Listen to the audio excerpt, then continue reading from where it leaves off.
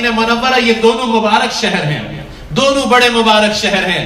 اس کے فضائل معلوم کرو. مکہ کتنا مبارک شہر، مدینہ منورہ کتنا مبارک شہر ہے. ایک بات عرض کرتا ہوں، معذرت کے ساتھ برا مت لگانا دوستوں، ان دونوں مبارک حرم کی اس وقت آنے والا حاجی انتہائی بے ادبی کر رہا ہے، انتہائی بے ادبی کر رہا ہے. میں ہاتھ جوڑتا ہوں، تم زیادہ عمل نہ کر سکو کوئی بات نہیں، لیکن ان دونوں حرم کی بے ادبی سے بچو.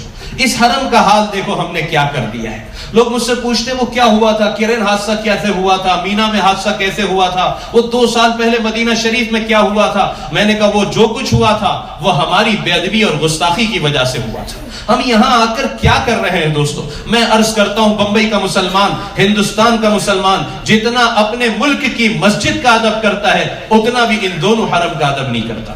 کیا حال بنایا حرم کو، جا کر دیکھو.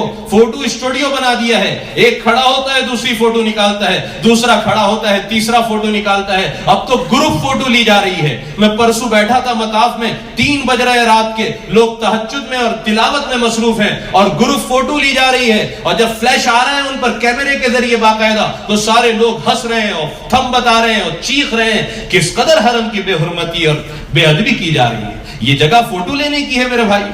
مقام ابراہیم پر دیکھا لڑکیوں کو، بچیاں میری بہنیں سیلفی لے رہی ہیں، سیلفی اسٹک کے ساتھ فوٹو لی جا رہی ہے. حرم کی حرمت کو کس قدر پامال کیا جا رہا ہے. یہاں تو تمہاری سانسیں رک جانا چاہیے. یہ اول بیت ہے، یہ اللہ کا گھر ہے، یہ بے ادبی اور گستاخی کی جگہ نہیں ہے دوستو.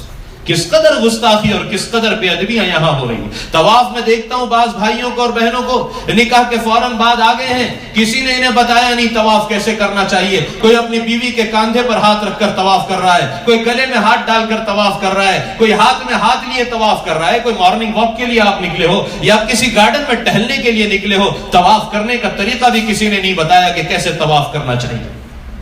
اس قدر بے ادبی ہے، اس قدر جسارت ہے. انہوں نے پچھلے 2-3 سال سے کرسیاں رکھنا شروع کی ہے. یہ ضعیفوں کے لیے رکھی ہے جو اپنے بمبئی کی مسجدوں میں، ہندوستان کی مسجدوں میں بھی نیچے نہیں بیٹھ سکتے، اپنے گھروں میں بھی نیچے نہیں بیٹھ سکتے، مجبور ہیں وہ کرسیوں پر بیٹھنے کے لیے. ان کے لیے انہوں نے کرسیاں رکھی. ہمارا جوان بھی دھڑلے سے کرسیاں استعمال کر رہا ہے. پورے حرم کو، پورے مطاف کو یعنی اسٹیڈیم بنا کر رکھ دیا ہے. ہر کس و ناقص کرسی پر بیٹھا ہے.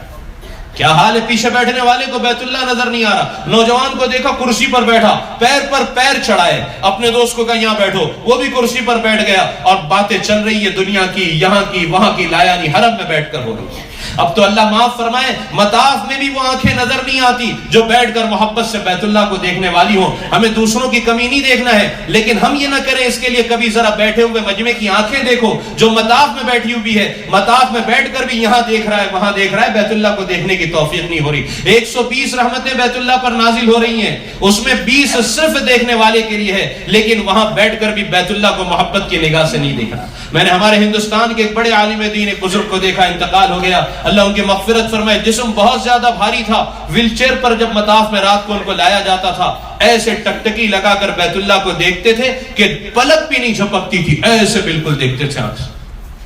اب تو آنکھیں بھی نظر نہیں آتی کہ جو بیت اللہ کو یہ میرے رب کا گھر ہے. محبت کے ساتھ کچھ دیر بیت اللہ. میں آپ سے کہوں ہم میں سے کتنے ہیں جنہوں نے 15 منٹ بالکل نظر لگا کر بیت اللہ کو دیکھا ہوگا؟ نہ ہم اپنے بچوں کی عادت ہم خود ہی نہیں کرتے. میں نے اپنے بیٹے سے کہا 2 مہینہ پہلے، دیکھ بیٹا اگر 10 منٹ تک کنٹینیو تو نے دیکھا نا بیت اللہ کو محبت سے، تجھے فلاں گفٹ دوں گا. اس نے موبائل پر الارم لگائی، وہ دیکھنے لگا. میں نے کہا دیکھ گفٹ کے لیے مت دیکھنا، اللہ کا گھر ہے اس لیے محبت. اب ہم خود ہی نہیں دیکھتے، ہم اپنے بچوں کو کیا کہ توفیق ہی نہیں کہ بیت اللہ کو، اللہ کے گھر کو محبت کے سے دیکھ لیں. اب تو ایسا تماشا ہوا ہے میرے بھائیوں کہ اذان ہوتی ہے تو ہم کلوک ٹاور کو دیکھتے ہیں، اس سے نکلنے والی لائٹ کو دیکھتے ہیں.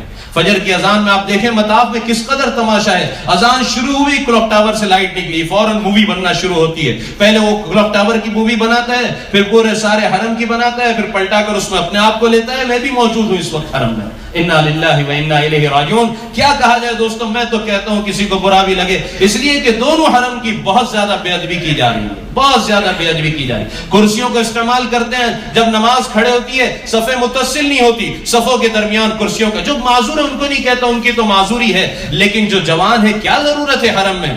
فوٹو اس قدر، موبائل کے کیمروں کا اس قدر مس یوز ہے کہ سب سے زیادہ اگر کہیں مووی بن رہی ہے تو یہاں بن رہی ہے. انا للہ و انا الیہ راجعون. مسجد نبوی کے ادب کی بے ادبی کا یہ حال ہے.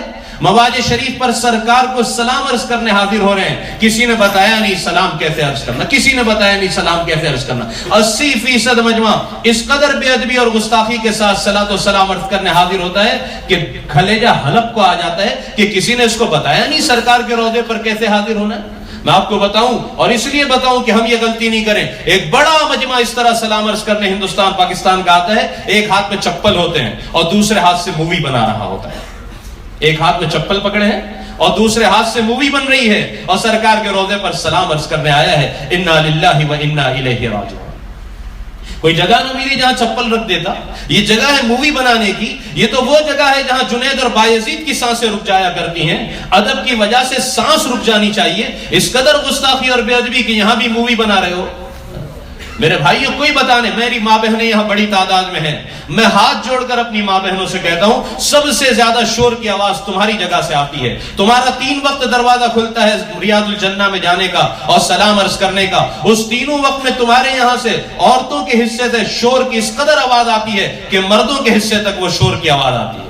اور اس قدر عورتیں بے ادبی کرتی ہیں. میری اہلیہ بھی کہنے لگی 2 مہینہ پہلے, یہ حال ہے مواج شریف پر سلام عرض کرتے ہوئے کہ ایک دوسرے کو دھکے دے رہی ہیں اور سر سے دوپٹے ہٹ رہے ہیں, ایک دوسرے کو چپل سے مار رہی ہیں. انا للہ و انا الیہ راجعون. میں آپ سے کہتا ہوں, آپ کو قریب جانے کی جگہ نہ ملے, ریاض الجنہ میں جانے کی جگہ نہ ملے, میری ماں بہنوں جہاں تمہیں جگہ ملے وہیں نماز پڑھ لینا, جہاں جگہ ملے وہیں سے سلام عرض کر دینا, لیکن بے ادبی اور گستاخی سے بچنا. میں نہیں کہتا, سورہ حجرات اللہ کا قرآن کہتا ہے یا ایھا الذین آمنوا لا ترفعوا اصواتکم فوق صوت النبی. ایمان والو یاد رکھو, اگر نبی کی آواز سے تمہاری آواز بلند ہو گئی, تمہارے سارے حج, سارے عمرے, ساری تہجد, ساری نوافل سب ضائع ہو جائے گی, تمہیں پتہ بھی نہیں چلے گا. علماء فرماتے لا یشعرون کیوں کہا گیا تمہیں پتہ نہیں چلے گا؟ پتہ چل جائے تو معافی تو مانگ لے. پتہ بھی نہیں چلے گا کہ حج, طواف, عمرے سب ضائع ہو گئے, کب وہاں کی بے ادبی سب کچھ ضائع و برباد کر دے.